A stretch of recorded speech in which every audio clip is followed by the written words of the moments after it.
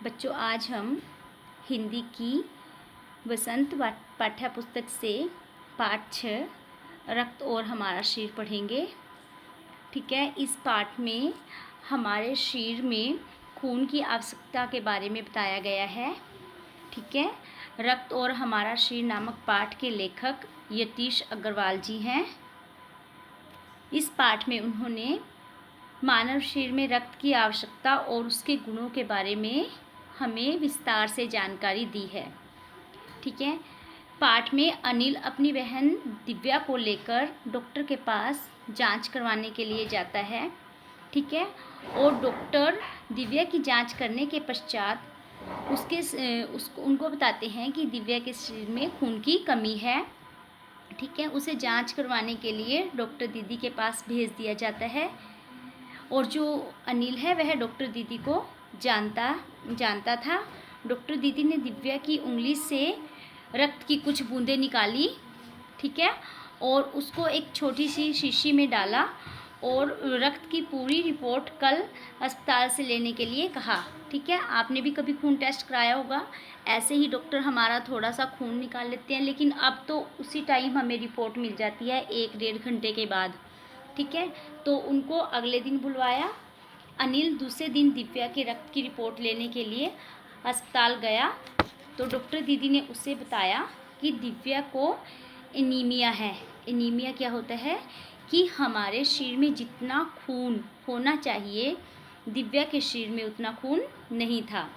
दिव्या के रक्त की रिपोर्ट को सुनने पर अनिल के मन में रक्त को लेकर अनेक प्रश्न उठे।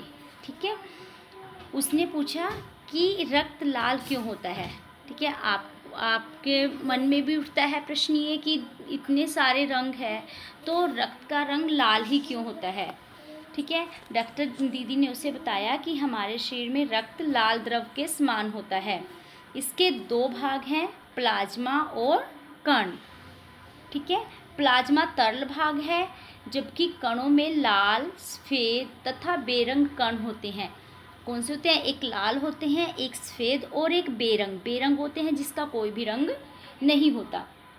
डॉक्टर दीदी ने सूक्ष्मदर्शी यंत्र द्वारा अनिल को रक्त दिखाया कि सूक्ष्मदर्शी होती है, उसमें हम खून को देखते हैं और फिर वो उसके माध्यम से हमें वो कण दिखाई देते हैं। उसे लाल रंग के कण बालूशाही की आकृति में लगे। आपने देखा है ना, बालूशाही एक मिठाई होती है, उसकी आकृति में लगे, जैसा कि चित्र में दिखाया भी गया है। डॉक्टर दीदी ने बताया कि निश्चय ही लाल कण बालूशाही की भांति ही गोल और दोनों तरफ से अवतल होते हैं। ठीक है। रक्त की एक बूंद में इन कणों की संख्या लाखों में होती है। एक बूंद में लाखों की संख्या में ये कण होते हैं। 1 मिलीलीटर रक्त में 40 से 50 लाख कण होते हैं। ठीक है। इन लाल कणों का मुख्य कार्य शरीर के हर भाग में ऑक्सीजन पहुंचाना होता है। आपको तो लगता है ना कि ऑक्सीजन हमने नाक से ली और वो पहुंच गई, लेकिन इस ऑक्सीजन को हमारे पूरे शरीर में कौन फैलाता है? हमारा खून। ठीक है। इसका जीवन काल कुछ ही महीने होता है। पुराने कण नष्ट हो जाने पर नए लाल कण उत्पन्न हो जाते हैं। तो ये स्वतः ही अपने आप पुराने नष्ट होते रहते हैं और नए उत्पन्न होते रहते हैं। हड्डियों के मध्य भाग मज्जा में इनके बहुत से कारखाने होते हैं जो रक्त कणों का निर्माण करते हैं। ठीक है। ये हमारे शरीर में हड्डियों के मध्य जो मज्जा होती है, जो एक तरल पदार्थ होता है, उसमें ये बनते हैं। अनिल ने जब एनीमिया के कारण पूछे तो डॉक्टर दीदी ने बताया कि मुख्य रूप से एनीमिया पौष्टिक आहार की कमी के कारण होता है। पौष्टिक आहार क्या होता है? जिसमें सभी आवश्यक तत्व जो हमारे शरीर के लिए ज़रूरी हैं, आपने इंग्लिश में साइंस में पढ़ा होगा बैलेंस डाइट, कि वो सभी पोषक तत्व जो हमारे आहार में होने चाहिए और हम उनको नहीं खाते, तो इस कारण हमें क्या होता है? एनीमिया यानी कि खून की कमी हो जाती है। और अनीमिया का जो एक अन्य कारण क्या है? वह है हमारे पेट में कीड़ों का होना। ठीक है। जो हम खाते हैं, पेट में कीड़ों के होने की वजह से वो हमारे शरीर को नहीं लगता।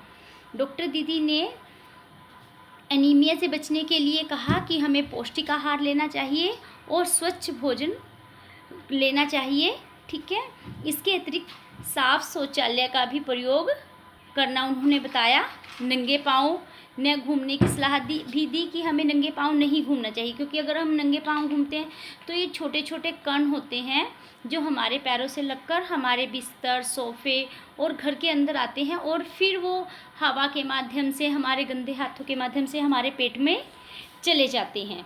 ठीक है, सफ़ेद कण तथा प्लेटलेट्स का काम बताते हुए कहा कि सफ़ेद कण रोगों से लड़ने वाले वीर सिपाही होते हैं। वीर सिपाही मतलब हमारे अंदर जैसे ही कोई कीटाणु प्रवेश करता है तो ये उससे लड़ते हैं, हमारे शरीर की रक्षा करते हैं। वे रोगाणुओं को शरीर में प्रवेश नहीं करने देते। कौन नहीं करने देते? सफ़ेद कण। प्लेटलेट्स चोट लगने पर रक्त के जमाव की क्रिया में भी सहायता करते हैं। ठीक है, जैसे हमारे कहीं कट लग जाता है, थोड़ी देर खून चलता है, फिर वो अपने आप गाढ़ा होकर हम जम जाता है ना, और खून बंद हो जाता है, तो ये भी प्लेटलेट्स के कारण ही होता है। चोट लगने पर यदि खून बह रहा हो तो साफ कपड़े से उसे बांध देना चाहिए, इससे भी रक्त का बहाव कम हो जाता है। जख्मी व्यक्ति को तुरंत डॉक्टर के पास ले जाना चाहिए। अधिक चोट लगने के कारण यदि खून बंद नहीं होता तो डॉक्टर टाँके भी लगाता है। ठीक है, आप सभी को ये पता होगा। ठीक है, कि अगर खून फिर भी नहीं रुकता और जख्म ज़्यादा गहरा या बड़ा होता है तो डॉक्टर क्या करता है? टाँके लगाता है, कि ताकि हमारे शरीर का अधिक खून न निकले। ठीक है, लेकिन फिर भी अगर हमें डॉक्टर के पास पहुंचने में देर लग जाती है और खून काफ़ी मात्रा में बह जाता है तो फिर खून की कमी हो जाने पर उस व्यक्ति को खून चढ़ाना पड़ता है, खून उसको देना पड़ता है। सबका खून एक समान नहीं होता। खून का रंग एक है लेकिन सबका खून एक समान नहीं होता। जांच करके ही खून चढ़ाया जा सकता है। ठीक है, खून के भी अलग अलग ग्रुप हैं। आपने पता करना है कि हमारे ब्लड ग्रुप कौन कौन से हैं और आपका ब्लड ग्रुप कौन सा है, ये आपको पता होना चाहिए। ठीक है, आपातकालीन मतलब इमरजेंसी बोलते हैं जिसको, दशा में रक्त ब्लड बैंक से रक्त मिल सकता है, वहाँ हर प्रकार का रक्त होता है। ठीक है, पता है आपको ब्लड बैंक के बारे में?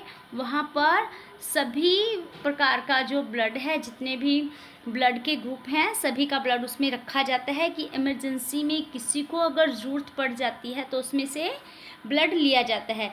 जैसे हमें कई बार हमें ए ग्रुप का ब्लड चाहिए और हमारे पास नहीं है तो हम वहाँ पर किसी दूसरे व्यक्ति का, जैसे बी ग्रुप वाले का खून देकर और ए ग्रुप का खून ले सकते हैं।